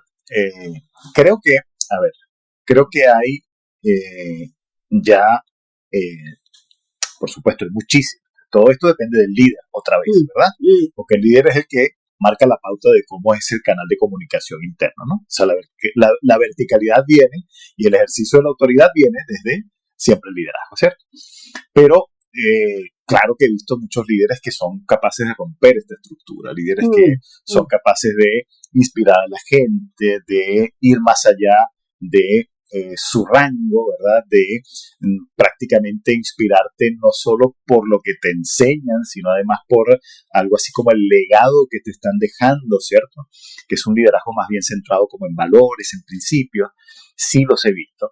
Pero digamos que es un trabajo arduo, un trabajo que requiere de unas características muy particulares de la persona y de una persona que esté dispuesta a hacer ese trabajo, porque requiere también un sacrificio personal, o sea, es una despreocupación o mejor dicho, una preocupación por el desarrollo de la gente, por el crecimiento de la gente, y eso siempre tiene como consecuencia el crecimiento de la empresa, ¿no? Pero en línea general, después, es muy fácil que el líder se vea tentado en un momento determinado a ejercer la autoridad y decir, esto se hace así porque yo te lo digo. Punto. O sea, los padres de hoy les pasa exactamente igual. El padre tiene una jerarquía establecida, ¿vale? Pero ya ha leído 200 libros, ha visto 400 podcasts de que a los niños, bueno, y a los adolescentes pues tienen que incorporarlos, pero en un momento determinado los sacas de quicio y le dices, y lo haces así porque yo soy tu papá. Y ya está. Porque es más fácil, fíjate, tomar esa decisión, ¿no? Es decir, cuando tú estás apurado para ir a una cena y tú estás con un niño de 4 años que está aprendiendo a amarrarse las trenzas de los zapatos, ¿no? Tú le dices, amárrate las trenzas de los zapatos y el niño empieza a hacerlo con la torpeza porque está aprendiendo y tú te desesperas porque vas a llegar y dices, dame acá, yo te amarro, otro día aprendes, ¿vale? Entonces, claro, es exactamente lo que le pasa a un líder en una organización cuando dice, bueno, yo veo que este proceso, esta gente va a tardar mucho, va a aprender, pero va a tardar demasiado, así que yo lo voy a hacer por ellos, entonces ejerzo eso que ahora se llama micromanagement y tienes un líder haciendo una presentación a las 3 porque él dice, si no, no va a salir, esta gente me necesita a mí. Entonces, claro, por eso te decía, un proceso complejo, porque requiere prácticamente un líder que diga, esta gente requiere tiempo. Yo no lo puedo presionar más porque él tiene que aprender a cometer ese error, él tiene que equivocarse. Entonces, aprender a tolerar ese error en materia de liderazgo a veces implica, por supuesto, pérdidas económicas, pérdida de objetivos, etc. Y sobre todo que lo cuestione otro líder más arriba, que diga tú no estás con tu equipo, está por otro lado, qué sé yo, se equivoca mucho, lo que sea. Entonces, ahí está, el gran reto está en materia de liderazgo. Sí, sí he visto esto bastante frecuencia, lo del micromanagement. Quizás no sabía la razón por la cual se ejercía, pero ahora poniéndolo en perspectiva es esto de que déjame que lo hago yo porque se pierde el tiempo, o sea, necesito que esto se solucione y entiendo que posiblemente la situación dé para eso una vez, pero ¿qué haces tú después que esa vez se resolvió? ¿Cuál es tu plan de acción? para que esto no vuelva a suceder. Entonces yo no digo que no va a suceder, no somos perfectos, o sea, que hay mucha irregularidad y mientras las organizaciones son ciclos cambiantes, hay muchas propuestas de cambio, mucha rotación de personal, es un sistema que todo está en constante cambio. Entonces, bueno, estar atentos y efectivos en todos esos cambios es imposible. Mi reflexión sería: entiendo que eso sucede, entiendo que hay un momento de tensión donde tienes que hacer el micromanagement, pero ¿qué acción estás tomando simultáneamente para que esto se minimice, el porcentaje sea mayor y tú puedas ejecutar tu trabajo detectando habilidades en las personas que manejas, que puedas ejecutar el trabajo y tú seas el proveedor de ese espacio para la ejecución? Es lo que podría reflexionar en este momento en base a lo que estás diciendo. Sí. ¿Qué sería para ti, cómo se dibuja para ti un líder vulnerable? Un líder, yo sigo mucho a Simon Sinek y a Brené Brown. Son propuestas que me parece que menos elaboradas, más frescas, más posibles. O sea, una mujer que esté hablando de vulnerabilidad y que vaya a las organizaciones a brindar esta herramienta a líderes de traje y corbata de los años 70, me parece osado, ¿sabes? Me parece valiente. Entonces, ¿cómo luce para ti un líder que la vulnerabilidad sea un valor, que sea una fortaleza? Bueno, cuando yo veo un líder vulnerable, para mí es un líder en el que puedo confiar. Porque es un líder que va a ser capaz de decirme: esto me afectó, esto no me lo esperaba, esto me sacó de mis casillas, esto sacó lo peor de mí, este proyecto. Hoy no soy la persona que está al 100%, hoy tengo un problema personal y estoy al 20%, así que necesito que ustedes me den soporte. Fíjate, es una persona que me genera confianza, porque es que, claro, como nos han vendido la idea que el líder es un ser todopoderoso, que nunca se equivoca, que está allí porque ha hecho cosas maravillosas toda la vida, y que, bueno, eso es algo irreal. O sea, yo confío en la medida en que haya del otro lado alguien que sea capaz de aceptar, alguien que sea capaz de tener apertura, de decir me equivoqué, alguien que todo eso me genera confianza. ¿Por qué? Porque es alguien que va a reconocer errores, ¿vale? Y eso es un líder vulnerable, ¿no? Entonces, el gran aporte que tiene el líder en materia de cuando ejerce y desarrolla su vulnerabilidad es precisamente que genera un vínculo de confianza con su equipo. Claro, esto tiene que ser auténtico, cuidado, porque es que yo también he visto... La manipulación. He visto líderes que en la mañana dice: hoy tengo que ser vulnerable, voy a echar una lloradita hoy con el equipo. Sí, señor. Entonces, tú dices, pero ya va. La gente sabe que eso no es genuino, porque todo el mundo sabe y logra, no necesita ser psicólogo para percibir cuando hay una persona que no está siendo auténtica. O sea, eso lo percibes. Así como en todas las empresas, todo el mundo sabe quién es el tóxico, todos lo saben. Todos saben quién es esa persona que genera problemas. Absolutamente todo el mundo lo sabe. Exactamente igual pasa con la autenticidad. La vemos, la sentimos, decimos: esto no lo está sintiendo esta persona. Cuando este líder me da reconocimiento, lo está haciendo con un interés que no es el que genuinamente darme reconocimiento. Hay otra cosa detrás de esto. ¿Vale? Eso lo percibimos. Entonces tiene que ser una vulnerabilidad que además esté cargada de autenticidad, que sea genuina, ¿no? Sí, me llama la atención, como ya te has dado cuenta, me dibujo las cosas cuando las estoy escuchando. Entonces, para mí sería como esa figura en la que tú sabes que puedes contar, que tiene un cierto control en cuanto a lo que se puede hacer, y tú sabes que tienes como esa mano en el hombro, tú como talento humano, tienes esa mano en el hombro que estoy haciendo mi trabajo, pero si me equivoco no pasa nada. Hay un plan de acción para eso. Y también lo veo cuando se ejerce el liderazgo con vulnerabilidad, es que seamos este talento humano es como un colchón. O sea, puedes caer, pero va a haber quien te sostenga en este momento en que tú necesitas ser vulnerable, porque las cosas no son como la esperaba, pero te levantas nuevamente al sitio de liderazgo donde deberías estar, pero tienes como ese acompañamiento, porque también he visto entornos donde el líder falla, se equivoca o tiene estos episodios de que las cosas no salieron como esperaba, o también recibe estos regaños y este bombardeo, y literalmente me los imagino la gente, su equipo apartándose para que él termine de caer. También he visto eso. Entonces, me imagino que esto que me ofrece es, bueno, es poder crear ese entorno donde tienes quien sea tu colchón mientras ejerces esta vulnerabilidad porque te sientes seguro que esa persona que está sosteniendo en cualquier momento se vuelva a levantar. Fíjate que la propia Brené Brown, que a mí también me encanta, habla de, ella lo comenta a propósito de los vínculos de pareja, pero habla precisamente de el lograr esa alineación entre una pareja donde tú logras decirle a la persona hoy porque viví cosas en mi trabajo, etcétera, o por problemas que tengo, hoy estoy al 20% de mi capacidad. O sea, necesito que tú me compenses porque yo estoy down hoy. Es decir, yo quiero que tú, fíjate, estoy mostrando mi vulnerabilidad y necesito tu apoyo, ¿no? Cuando un líder es capaz de decirle eso a un equipo, oye, es capaz de empezar a desarrollar al equipo porque ahí es donde el equipo va a decir, oye, somos capaces de hacer más por ti en este día de hoy, ¿vale? Claro, eso no puede ser todos los días, porque si todos los días tienes la misma persona que dice estoy al 20 y ya va, pero ¿cuándo nos vas a dar algo de más? Tiene que ser recíproco, es decir, tú un día tienes que también darle apoyo a los demás.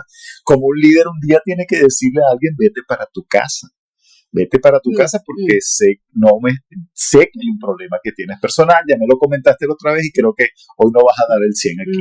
Así que prefiero que vete 2 días, no importa, después te quiero al 100, pero el miércoles, no hoy, ¿ok? Entonces, claro, cuando tú tienes a alguien así, tú dices, en esta persona puedo confiar y por supuesto la otra persona va a confiar en mí. Ok, Renzo, en aras de tu tiempo, no el mío, yo estoy muy bien conversando. Me gustaría cerrar con 2 cosas. Una, dame un escenario de una conversación difícil y 3 formas de abarcar. Quizás la más común, quizás el tema más difícil o más complicado o que ha sido con mayor dificultad de enfrentar desde el punto de organizacional, una comunicación difícil, y que nos hable un poquito de esta manera lúdica pero educativa, de esta manera jocosa, que trata de impartir información con la finalidad de que las personas disfruten el contenido, sin embargo salgan cargados de información. Bueno, mira, en conversaciones difíciles es un tema apasionante porque, a ver, las relaciones interpersonales están llenas de silencios, ¿no? El silencio es ese momento donde yo digo, mejor me callo la boca, porque es que si no voy a pelear. Le voy a decir una cosa, le voy a decir otra, y bueno. Y el silencio, no siempre, pero muchas veces está relacionado precisamente con algo que dejé de decir, con un límite que no establecí en un momento determinado. Entonces la conversación difícil viene precisamente a darte un impulso para que tú puedas llevar a cabo eso que tienes que decirle a la persona y que sea dicho de la mejor manera posible en el mejor momento posible. Ese es el objetivo de gestionar conversaciones difíciles, ¿no? Piensa que, yo siempre lo digo así, estamos a una conversación difícil de retomar una amistad con un amigo que no nos hablamos, ¿no? Estamos a una conversación difícil de establecer un límite a un jefe que nos gritó en una reunión y que no nos gustó, ¿vale? Porque lo que suele ocurrir es que la gente eso no se lo queda, ¿no? O sea, la gente se lo va a decir, pero no se lo va a decir a la persona con la que tuvo el problema. Entonces, ahí empezamos algo que un autor que se llama Stephen Cartman, llama el triángulo del drama. Entonces, el triángulo del drama para Cartman es, tú viene alguien y te dice algo que no te gustó y tú no se lo devuelves a esa persona y le dices, hey, esto no me gusta, el tono, etcétera, sino que vas y se lo dices a un compañero de trabajo, ¿sí? Le dices, tú no sabes lo que me dijo este.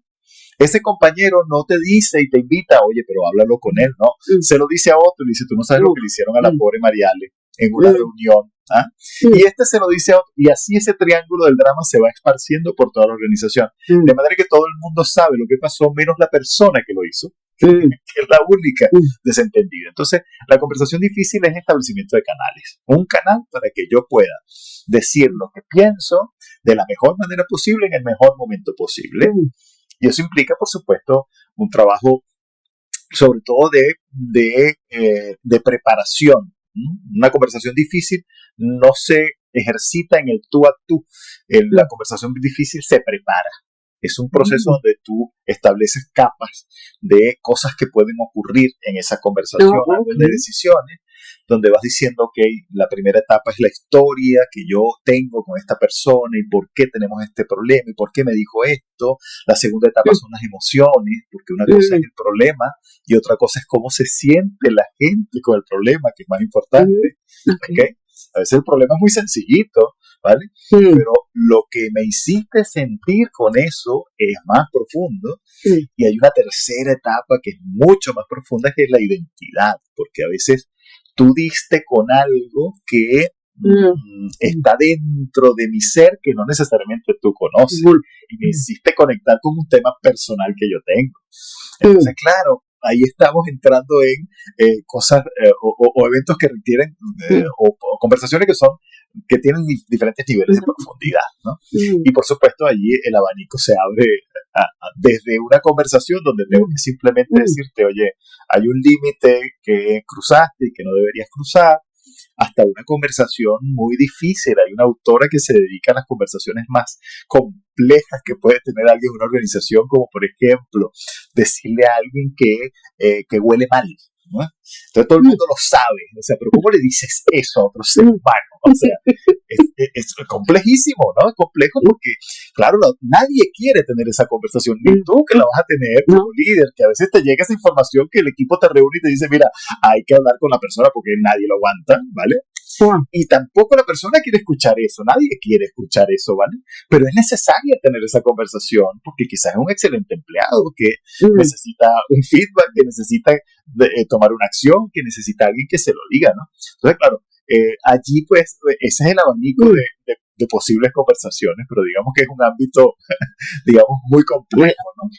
Sí, me parece que incluso ubicando en el término de pareja, de hogar, determinar códigos de relaciones más cercanas, me quiero decir, crear códigos como que, bueno, en el momento que tengan una conversación difícil, estabilizar las emociones, advertir de la conversación, de repente no intervenir en la conversación porque en este momento no vamos a decir cosas que está jugando la emoción en un punto más elevado. Entonces, tener como códigos, me parece exquisito eso porque puede, al final vamos a tener la conversación difícil, pero hacerlo de una manera consciente. ¿Cuánto puede afectar y qué tan importante es que esto se diga? O sea, y cuidar a la otra persona, cuidar a la otra persona, porque una conversación difícil no es que tú vas a decirle y desahogarte y decirle cuatro cosas al otro por algo que te dijo, no, es que yo te lo tengo que decir de una forma tal en la que tú, que en algún momento fuiste agresor, y por eso estamos teniendo esta conversación, tú también estés cuidado, es decir, tú también te sientas respetado, porque lo que no puedo yo en una conversación difícil, digamos que se sale de los parámetros, en el momento que tú me gritas, yo te grito, nos caemos a gritos, bueno, ya está, eso no fue una conversación difícil, simplemente nos caímos a gritos y punto, ¿vale? Pero cuando yo quiero que esa conversación genere una transformación, yo quiero que tú dejes de hacer eso que estás haciendo conmigo, porque tú eres un jefe que está alzando el tono de voz cada vez que yo estoy en una reunión, cuando tengo esta intervención, yo necesito que tú cambies, yo te tengo que cuidar, yo no te voy a decir las cosas de mala manera, te las voy a decir de forma tal que te haga reflexionar y que tú cambies. Entonces yo te tengo que cuidar en esa conversación, que es lo que no siempre entendemos, que creemos que vamos simplemente a la venganza. Ahora me toca a mí, me entrenaron, ya sé cómo decirte todo, desgraciado. No funciona así. Yo necesito que esa persona sea aliado tuyo. Que el momento que recuerde de esa conversación sea para accionar un cambio positivo. No te estoy juzgando, simplemente te estoy haciendo reflexionar sobre algo que quizás no has visto y que está perjudicando. Claro. Esto me parece genial. Entonces, vamos a tratar de mezclar para cerrar tu manera de ejercer la consultoría, esa forma que tienes de intervenir en las organizaciones para que la información quede, junto con el tipo de presentación que realizas, que son como esto que comentabas al principio, deslastrarse del ego, tratar de saber que la información es lo más importante, cómo lo quieres transmitir. Y una frase que colocaste, que comentaste, que dijiste, ¿sabes lo importante que es que tú logres hablar y que la persona logre conectar contigo y que después de eso quiera quedarse con tu contenido? Eso tiene una estructura, una logística que seguir. ¿Quieres cerrar con eso? Sí, bueno, fíjate, yo estoy convencido que el aprendizaje tiene que ser entretenido, ¿no? tiene que ser divertido. Ya hoy en día la neurociencia pues nos empieza a decir cosas como la gente solo recuerda aquello que le emociona. ¿Ah? Entonces, tú todo lo que no te emociona lo olvidas, ¿bien? Y esto es importante porque cuando tú vas a una sesión de liderazgo, de comunicación, de cualquiera sea el tema que vayas a tocar, tú hoy en día, el rol que tú tienes como facilitador es el de secuestrar la atención de la gente. Ya no es, bueno, voy a decir algo a ver si logro la atención. No, es que tú se la tienes que robar. Se la tienes que robar al móvil que tiene enfrente la persona. Porque tú no le puedes decir que lo apague. Eso era antes, en los años 80, 90, que le decíamos a la gente apague el celular. Y la gente lo apagaba, cosa extraña. Hoy en día no, nadie puede hacer eso. Tú tienes que tener un contenido tan entretenido, tan interesante, porque no solo puede ser entretenido, tiene que ser interesante, retador, para que la gente diga, oye, esto está bueno, déjame guardar el teléfono, porque esto que está diciendo este señor me gusta, no sé, lo puedo aplicar en y tiene que tener aplicabilidad, ¿no? Entonces, claro, cuando tú sumas esos tres elementos, tú tienes que, o mejor dicho, ese es mi reto, que cada intervención que yo haga, pues sea una intervención que la gente se lleve información importante, que la disfrute, que se ría, ¿okay? Que haya ejemplos de la vida cotidiana que diga esto me pasó a mí como un jefe y que precisamente eso le haga tomar conciencia de la aplicación de esa técnica que estamos viendo y que finalmente pues tenga aplicabilidad, es decir, que la persona lo pueda ver al final de la sesión aplicado en su conversación con su pareja, en su conversación con su jefe, porque en la medida en que logras hacer eso, pues es mucho más probable que logres secuestrarle otra vez el concepto, la atención a la audiencia, que cada vez nos la pone más difícil, porque cada vez es más complejo mantener pues la atención de la gente, ¿no? Pero hoy en día pues estamos en ese reto, ¿no? En el reto de garantizar que la gente salga de una sesión de una formación y que diga, oye, me gustó, disfruté y tengo algo que puedo aplicarlo ya al salir de acá, ¿no? Les puedo dejar el ejemplo en la descripción de la cajita del podcast cuando vayan al video de la gente 007 del cual me reí mucho, pero en ese momento llamé a mi esposo y le dije, ven acá, ven a ver esto, porque es que está diciendo una realidad de una manera que nos tenemos que vestir de agente 007 para poder ejecutarla. Así que eso me encantó, se la voy a dejar en la descripción para que también la puedan disfrutar. Renzo, ¿cómo te gustaría despedirte el día de hoy? ¿Qué mensajes quieres que las personas se lleven de este episodio que tuviste a bien compartir conmigo para seguir compartiendo y dejando huellas con contenido de valor? Bueno, mira, yo creo que nos paseamos por muchos temas y qué bueno que haya sido así, ¿no? Porque creo que lo hablamos al principio, ¿no? Las estructuras muy rígidas que hoy en día, pues cada vez, tanto dentro de las organizaciones como dentro de una conversación, son como hay mayor rechazo, digámoslo así. Uh-huh. Y yo he sentido que hemos tenido una conversación muy, muy placentera, donde hemos tocado diferentes puntos, pero tratando de hacer un resumen de algunas de las cosas que hemos dicho, pues yo diría, bueno, estar muy atento si eres líder, con esa perspectiva de 360 grados, para entender y lograr incorporar a toda la mayor cantidad de personas dentro de su equipo, dentro de tu equipo.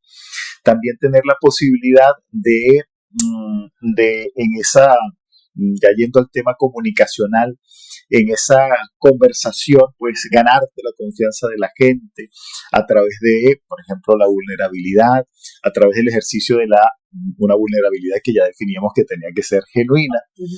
No olvidar el concepto de que las organizaciones son personas, siempre van a ser personas. Uh-huh. Así que a la hora de tener un problema con una organización, no es con la organización, recuerda, hay alguien con el que tienes ese problema. Entonces es más fácil trabajarlo, porque tú sí puedes resolver un problema con una persona, pero es muy difícil resolver un problema con Coca-Cola, con Procter, con Nestlé, con todas esas monstruos, porque tú no tienes idea de quiénes son. Pero cuando tú nuevamente tomas conciencia de que hay una persona detrás de esto, bueno, tú entiendes que tú sí puedes trabajar esa conversación uno a uno.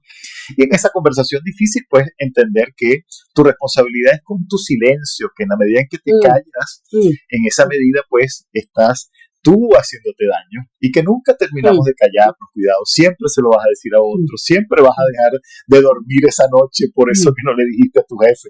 O sea, siempre te va a pasar factura, así que no hay nada más sabroso que acostarse a dormir uno, ¿verdad? Diciendo, bueno, dije lo que tenía que decir y al menos logré expresar mi sentimiento en este punto, ¿no? Así que en líneas generales yo diría que esos son algunos tips, algunos resúmenes que podemos dar de algunas ideas que estuvimos tocando. ¿Cómo pueden las personas contactarte? ¿Cómo pueden conectar contigo? Mira, la vía más fácil es a través de LinkedIn. Por allí, digamos que es la red que yo suelo trabajar con mayor fuerza. También en mi página web, en www.alcanceconsultores.com, que es la empresa que tengo con mi socio Luis Armendi hace ya más años de los que nos gustaría reconocer. Digamos que experiencias sobran. Ya cuando hay mucha experiencia uno dice, digamos que sí hay años, ahí no cuenten. Allí también pueden contactarme, ¿vale? Pero por LinkedIn suelo responder bastante rápido. Me consta. Yo estoy muy agradecida, encantada de esta conversación, estoy cada vez más entusiasmada y enamorada de conseguir personas que quieren aportar a mi historia, que quieren alimentarme para elevar mi mejor versión y que quieren apoyar este proyecto que busca no más que contar historias, que logremos empatizar con relatos de vida y que logremos recoger recursos y herramientas que desempolvan ese cajoncito que tenemos lleno de allí, que necesita reformularse y reestructurarse cada vez. No me queda más que invitarlos a este episodio y a todos los que están por venir y despedirme de ustedes. Para mí ha sido un gusto. Yo soy Mariale y nos vemos pronto.